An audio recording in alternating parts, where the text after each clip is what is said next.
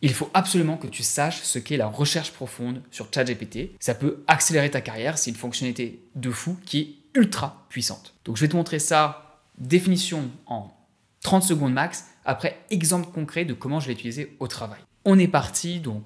La recherche profonde, c'est quand tu permets à ChatGPT de réfléchir beaucoup plus longtemps à tes questions, de raisonner presque comme un humain et d'aller faire des recherches sur Internet sur des dizaines, des centaines de sites web. Tout ça pour qu'il te donne une réponse beaucoup plus complète. Donc là, une requête concrète avec la requête en anglais d'abord, des questions de clarification que ChatGPT te pose, parce que si tu lui dis de partir faire quelque chose pour toi pendant 5, 10, 15, 20 minutes, il vaut mieux qu'il soit correct et qu'il ait compris ce que tu lui demandes. Je lui réponds aux questions et ensuite la synthèse. Donc là, on peut voir qu'il a mis 10 minutes, il a analysé 27 sources et il a fait plus de 133 recherches pour faire ce qu'il a fait. Et qu'est-ce qu'il a fait? Il a fait un texte énorme, une overview, je vais te dire de quoi on parle ensuite. Voilà, tout ça, c'est tout ce qu'il a généré à partir d'un prompt.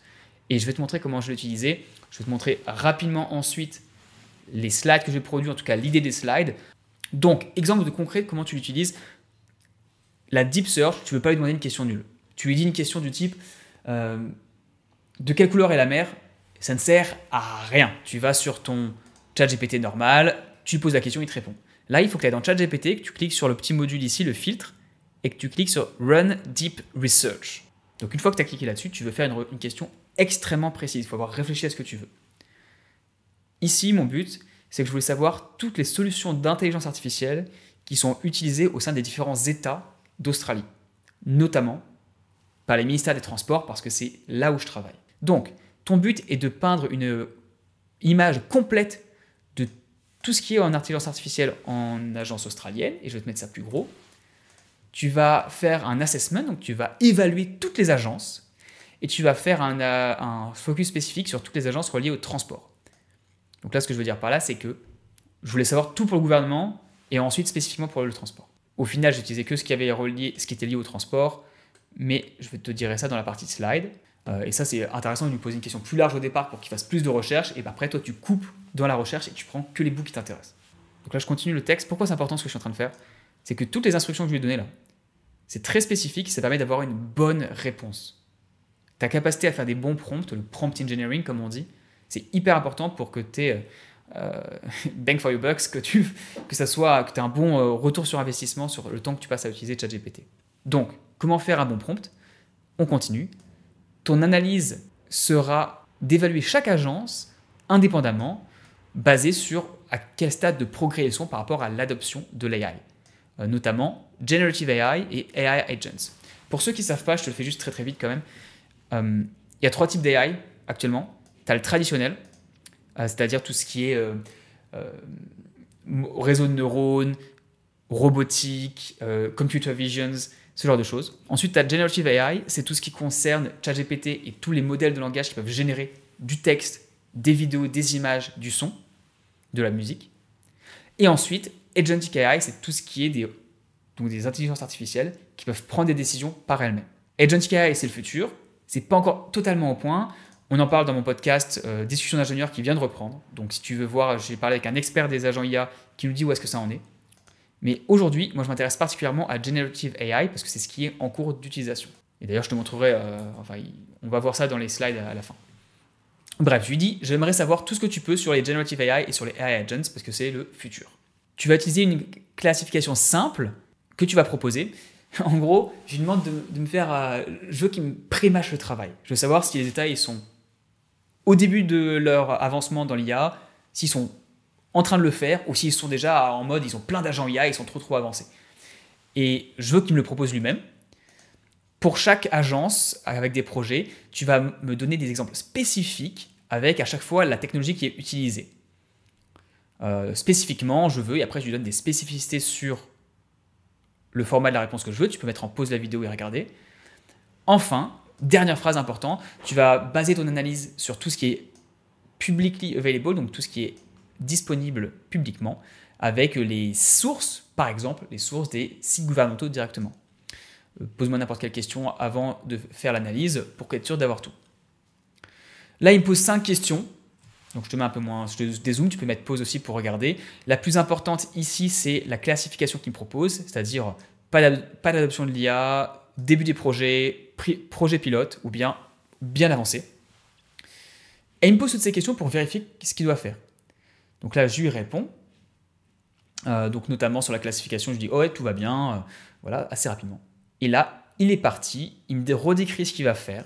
Une analyse compréhensive, exhaustive de tout ce qui se passe. Et il est parti. Et là, et c'est ça que je veux vraiment que tu comprennes, c'est que cette capacité que l'IA a à faire de la recherche et de la synthèse pour toi est énorme et peut t'aider de fou dans ton boulot. Je vais te montrer les slides, enfin l'idée des slides après pour que tu puisses vraiment te faire une idée. Voilà ce qu'il a fait. Voilà ce que tu peux avoir toi si tu utilises l'IA maintenant, le Deep Search. Un titre, ce qui se passe, les différents stages, il a montré qu'il y avait 56 public sector entities, donc il me fait un résumé de ce qui se passe. Ensuite, il va agence par agence me trouver les projets qui correspondent avec des... Si je clique sur ça, c'est des articles publics qu'ils ont eux-mêmes publiés, où je peux aller vérifier, et ce que je conseille de faire d'ailleurs, jamais croire à l'IA, toujours les vérifier.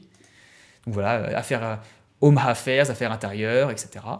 Et plus bas, il est parti sur les ministères du transport des différents États, avec, encore une fois, des articles, et c'est ça qui est vraiment, vraiment important, c'est d'avoir les articles où on a la source, ce qui m'a permis, quand je voulais faire ce benchmark sur tous les organismes, d'aller vérifier chacun des projets pour m'assurer que c'était des vrais projets et pas juste des hallucinations, des mensonges de l'intelligence artificielle. Après, il nous fait un petit tableau récapitulatif, ce qui est très bien parce que c'était un tableau que je voulais faire aussi à la fin dans les slides, et je vais te montrer comment je l'ai utilisé. Alors, par ça, c'était tout, et puis ensuite différentes agences, etc. Il continue, et il nous fait un descriptif vraiment très très complet avec ici, par projet, tout ce qui se passe. Ok Thomas, c'est bien beau, tu pourrais me demander à quoi ça sert. Ça sert que tu peux avoir des questions de ce type-là que tu te poses dans le centre du travail, tu dois faire des benchmarks, ou bien juste tu dois comprendre des sujets. Et bien grâce à la recherche avancée de ChatGPT, tu peux faire ces recherches beaucoup plus vite. Dans mon cas précis, je cherche à travailler sur l'IA quasiment à 100%. Ce n'est pas encore le cas dans mon job de jour. J'ai peut-être 50% de mon boulot qui est sur l'IA. Donc comment faire pour être mis sur plus de projets IA, être un point de référence sur l'IA. Et donc avoir une capacité à synthétiser des sujets complexes et être le premier dans l'organisation à apporter ce type de visibilité, c'est énorme. Donc là, ce que je te propose, c'est que je te dis juste les idées des slides que j'ai eues. Je te les montre, mais je vais mettre je vais masquer ce qu'il y a dessus parce que je vais garder ces slides exacts pour les membres de la chaîne. Donc si tu veux avoir accès à ma formation sur l'IA, sur comment booster ta carrière avec l'IA, j'ai fait 3 vidéos ultra condensées, 1h15, tout ce que je sais actuellement, le plus avancé sur l'IA. Il y a eu plus de 15-20 personnes qui ont déjà fait la formation, des ingénieurs qui sont ultra contents. Donc si tu es intéressé, je mets une vidéo qui décrit tout ce qu'il y a dans cette formation, en description, en commentaire épinglé. Donc si tu veux faire la formation pour booster ta carrière avec l'IA, tu cliques sur la vidéo et tu auras toutes les informations dedans. Bref, 3 slides, un overview avec une carte, parce que c'est toujours plus simple d'avoir des choses visuelles pour des gens qui sont au niveau de directeur exécutif. Un tableau récapitulatif, un peu comme celui qu'il y avait dans ChatGPT, mais où j'ai retravaillé ça pour que ça corresponde exactement à ce qu'on voulait, à ce que je voulais montrer, notamment un peu de proportionnalité par rapport aux différents états, aux différents projets. Tu peux voir, même si c'est flouté, je pense que tu verras qu'à droite, il y a une colonne avec plein de croix rouges. Ça, c'est sur tout ce qui est agentic, donc les agents IA qu'il n'y a dans aucun état officiellement. Et enfin, une liste avec tous les projets. Ça m'a permis de parler de ce sujet à différentes personnes à haut niveau et qui me positionnent pour les prochains postes qui vont s'ouvrir sur l'IA ou s'il y a des projets, j'ai plus de chances de me faire appeler. Et moi, ce que je veux, c'est bosser sur des trucs trop cool dans l'IA. Donc, c'est comme ça que ça m'aide. Toi, dans ton cas précis, si tu as des projets, une volonté de travailler sur un sujet donné, la Deep Search peut t'aider à avoir beaucoup plus de connaissances synthétiquement, rapidement.